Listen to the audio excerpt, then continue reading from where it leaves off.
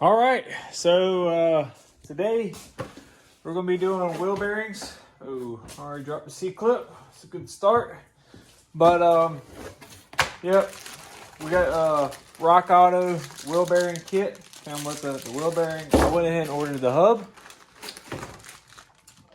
Just really laziness. Didn't want to Civic Wheel the bearing off because it's going to break in half when I press the other one out. So we got the Honda inside.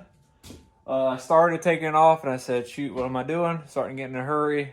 Just been tidying up the garage this morning and started doing I had some wirings for speakers so I can listen to music and YouTube while I'm in the garage, and got into all that, started cleaning up, and was like, all right, let me start on this Honda. And here, that's where we are. So first I just got it on, got in the air, I guess you could say, got a jack stand under it, 19 millimeter, going to take the wheels off, and wound up, we're going to take the whole spindle off, and then we'll put the spindle into our press and start pressing out to see how that goes. So hopefully it ain't gonna be too big of a headache. I'll tell you, this car was up north or somewhere. Every time I've ever done maintenance on this car, it's been a pain in the butt. So it's everything's rusted and harder to get to. So my green Honda, not the case. Honda Civic, same thing, except this is a 99. My green Civic is a 2000, but big difference. So anyways, I'm gonna get started and see how this goes. Every step of the way with this car, I'm telling you, is a pain in the butt.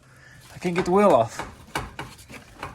I mean, and it's just, that's how this whole car is.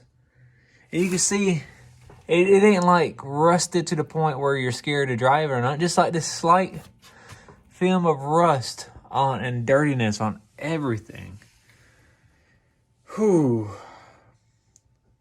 It's going to be like a one bearing a day deal because I'm going to be so irritable with this car.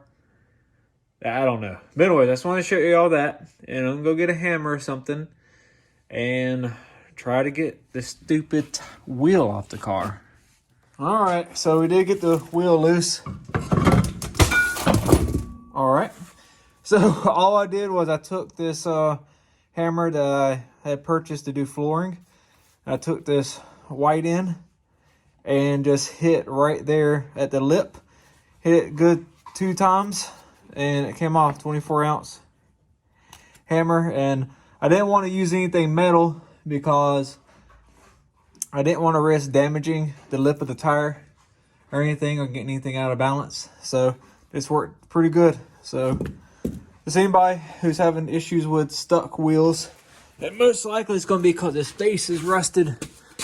Yeah, so pretty much your rotor starts to rust and then it starts to kind of attach to the wheel and almost glues itself together. So that's what's going on with that one. What I'll probably do is when I put this back on, I might go ahead and like sand down the surface a little bit or something and put some a little bit of lubricant or like grease or something so we don't have to have this happen again.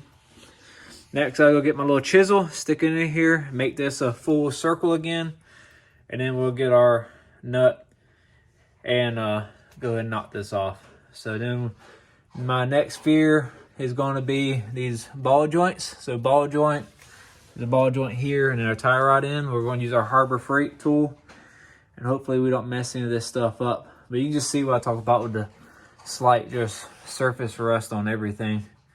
And it's a beater car. So, but all right, keep moving along. All right, so we're making progress. A few things I've noticed going through here. This lower ball joint does not seem good. So we'll change that. The wheel bearing actually doesn't seem bad, but it is very loose, but it's really, I don't feel any play side to side. So a little background, this car actually, the lower ball joint nut fell off on my dad, and about a quarter mile from his work, had to get a tow truck and actually get it towed back to a job site where I came, then jacked the car up, put it together, and got it on a trailer, just stuck it back in. So we're kind of wondering, this feels really loose. Like usually, I almost wonder if the CV axle was bent, because if you think about it, when it fell, this went up and hit that, which potentially could have bent this. Don't know.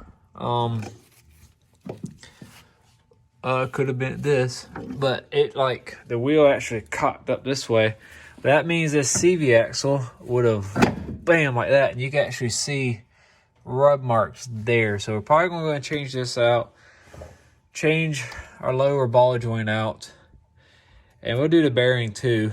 But yeah, just kind of going through it, feeling everything, looking for anything that looks visibly bent. The car don't, the alignment don't feel bad. It's just got some roaring noise.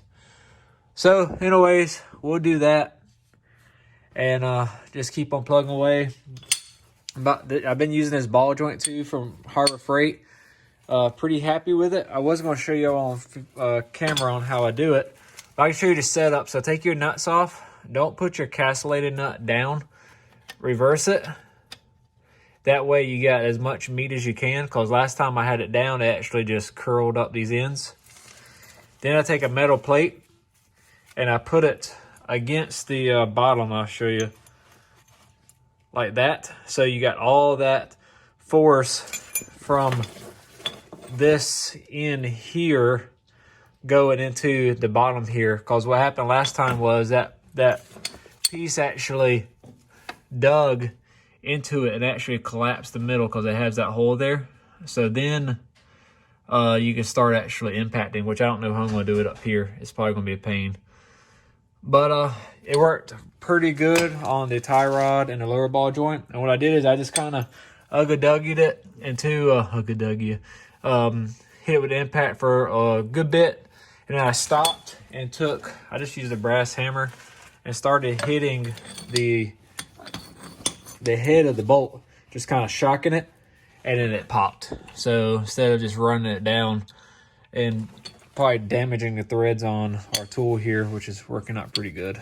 So anyways, I'm gonna try to figure out how to get this one off now. All right, so we have it off. I'll tell you that upper ball joint with that tool, it didn't require impact or anything. Just doing the same setup I showed y'all.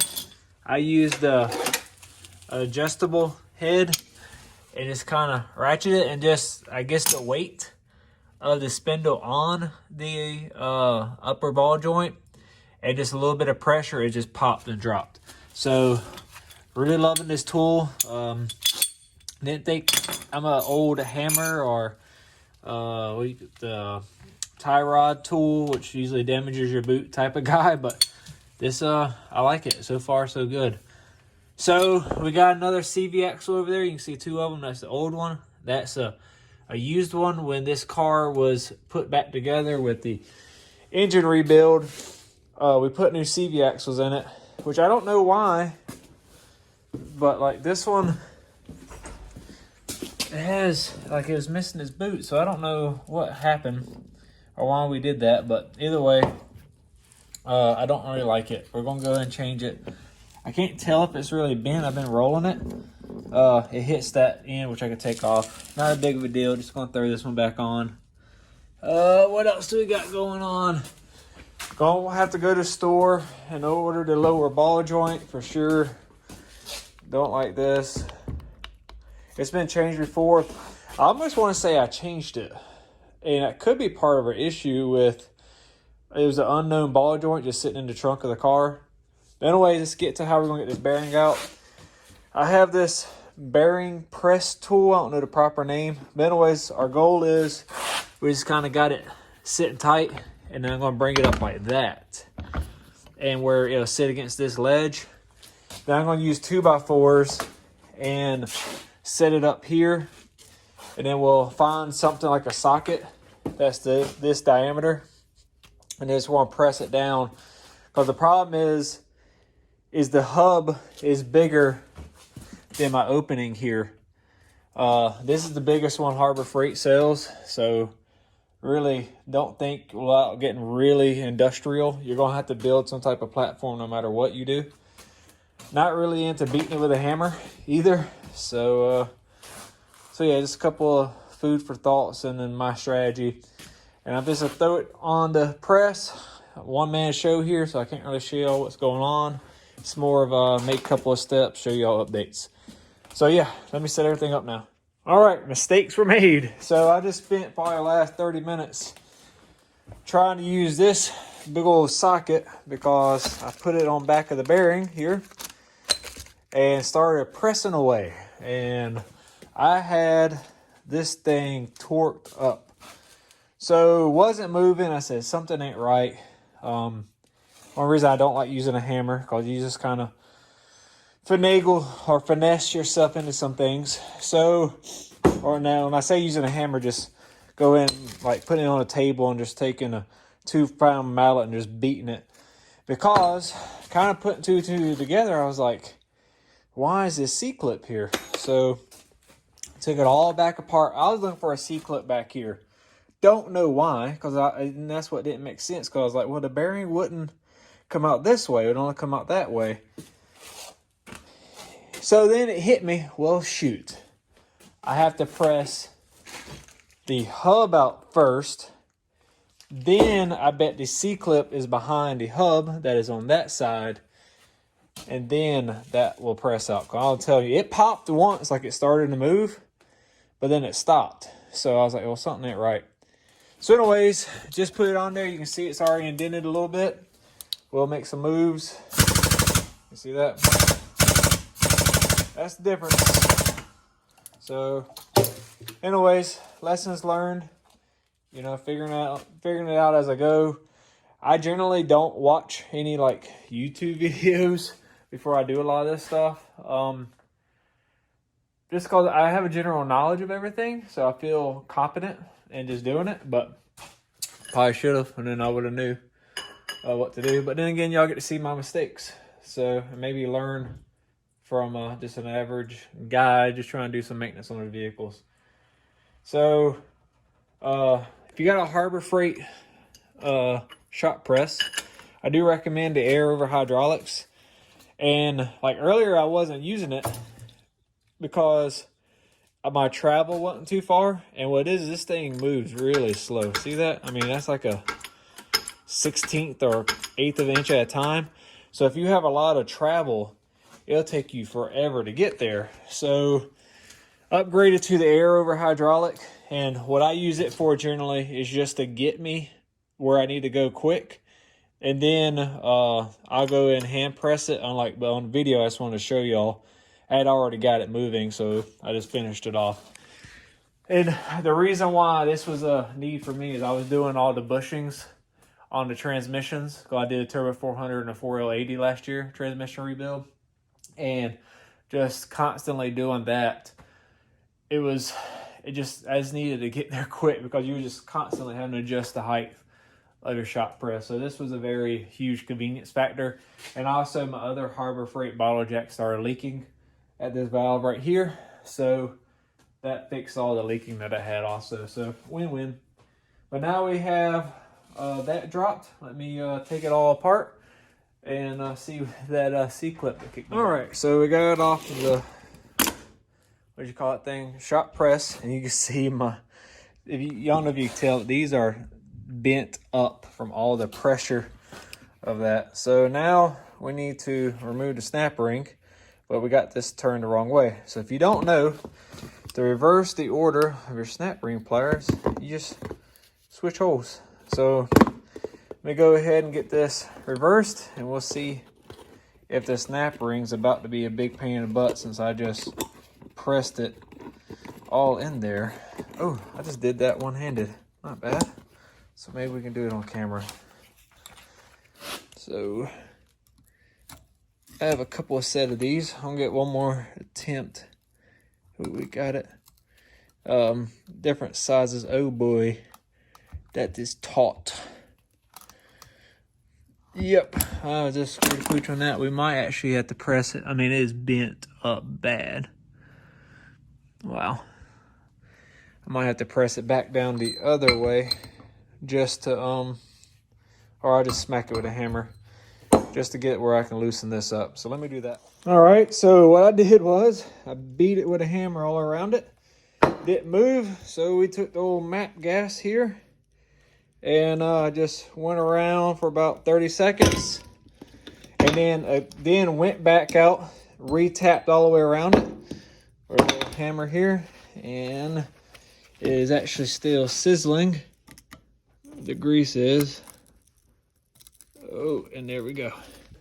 So that came out pretty good. So now I'll throw the spindle back in the vise and press out the backside here. Something I don't think I showed y'all. So one reason I bought another hub was now we would have to take our Civic Wheel, grind here, take a chisel, break it, and that's our race. And then you just press Humpty Dumpty back together. Kind of cool part is, don't have to do that. And we get a fresh hub surface and new studs. So if you had studs damaged and all that stuff. So that's kind of one of the benefits, is you kind of start off new.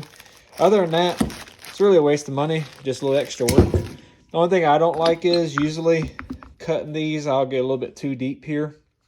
And you got to do like a heavy angle going across, so you can't go straight down because you want to cut here. You got to get through all of it because this is the thickest part here. And you wind up getting into your surface here, which ain't that big of a deal as long as you don't go too deep. You usually nick it. It still presses on fine. It's just a pain. For extra 20 bucks just to have a fresh unit. So anyways, it's kind of petty. Kind of feel like I wasted money doing it now, but it is what it is. All right, let me set it back into the press and let's press out this and then we'll reverse it. So for this setup, I don't really need our bearing press as much because now our hub is out of the way. We only needed it because it's tapered, as you can see, and we can get in there and grab that spindle. Now I have that surface that I wanted to grab. I'll show y'all. We have that surface, which is that lip right there with the 3 holes where it looks like a bearing. Could have been a bolt-in bearing, but we don't have those here. And so we're just going to set our big end here like that. And then we're going to take our socket and put it there. And then we'll verify that that we're not going to have an interference issue. And looks pretty good here. And then this, see what I'm saying with if I had how much travel I have to get. So now I can just take this, press it down.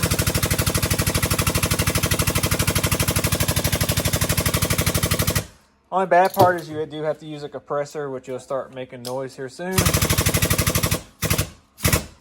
So now I'll recenter everything and press it on out. So let me do all that. So I don't want to make a mistake here. And I'll pick it up here in the next. All right, so we're ready for our next setup. You can hear the grinder over here. And the reason why is I was thinking, how am I going to press this in? Because my socket lands here. And what I don't want to do is crush this going in. I was like, I really want to grab this lip here when we start. And then I was like, well, I got an old bearing and we can do that. And that way we're grabbing the outer edge of our race of our bearing and we're not doing any damage to the internals. So as you can see, that's what the internals look like. So what it would do is you got this seal here. It would just wind up collapsing that, pushing our ball bearings, pushing the other split of our race inside. So that's another warning if you've gotten this far and you're still listening, which I hope you are. I made a mistake when we get ready to press our hub in, that you need something to support this back. Because what it'll do is it'll just press, it'll go through the first one fine. This first, you see where my finger is? But then it'll wind up pushing the other one out and then you ruin the bearing. Done it. Not fun because the rallies was almost double what I paid at Rock Auto. So anyways, I'm going to set up the shop press and go back the other direction. All right, so we're at a stopping point. I went ahead and knocked out this ball joint. Just didn't want to go back together with the hub, and with the hub in the way, it might be easier to press the other one in. I'm not sure. I just figured I'd put the other ball joint back in before I put the hub. And hopefully we won't run into another issue. So that's where we're at. I just placed my order, and I'm probably going to eat some lunch and then go pick it up and then continue onto this. So this will be a one-day job before we start the other side, but tomorrow should be pretty easy too. So just a little update. On to the next segment. All right, so we're back from our run to the parts store. We got us a lower ball joint. It is a K9802 by Moog. That's the best brand for suspension parts. I just feel if you're not buying Moog, you're just wasting your money, unless it's just like a flip or something, which I still would have heartburn in not putting good quality parts. So all I did on taking the ball joint out, I don't think I recorded that part, was we took our C-clip out, which was, I think, with this, maybe. And then I just took the hammer and hit this side, and it came right on out. I think I did use a little bit of heat. So to get us to this depth, I just heated up the metal again, and then took our ball joint and just tapped it in with our brass hammer. Got it till it wouldn't move no more. And now we're set up with our ball joint tool. You can see the kit. And now I'm just going to take probably impact and just run this in. And then we'll put our C-clip on it and call it a day. Looking at it now, I don't think... No, it might have interfered. I was going to say, I don't know if the hub would interfere or not, but either way, we know we're good. I've done it with the hub in. I just was trying to make ease of installation. So I'm going to run this in, press our hub in, and hopefully button this side up in the next hour or two. All right, so that went really easy. You can see we're flush here. All I did was I took a 22 millimeter socket. I actually have it on, well, it was on one. One ran this all the way flush. I did use two just to give it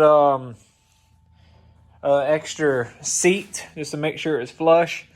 And then I'm about to take it off. And do it one-handed.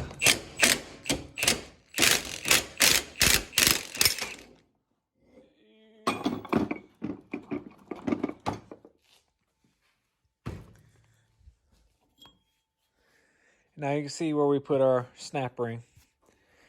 And then we'll have a ball joint. So that's cool. That went a lot better than last time I did a ball joint. Having these tools also, they were borrowed. I got them back, not for this. Just, I don't know, just something. All right, so I'm going to put the C-clip on this. And Moog gives us all new parts.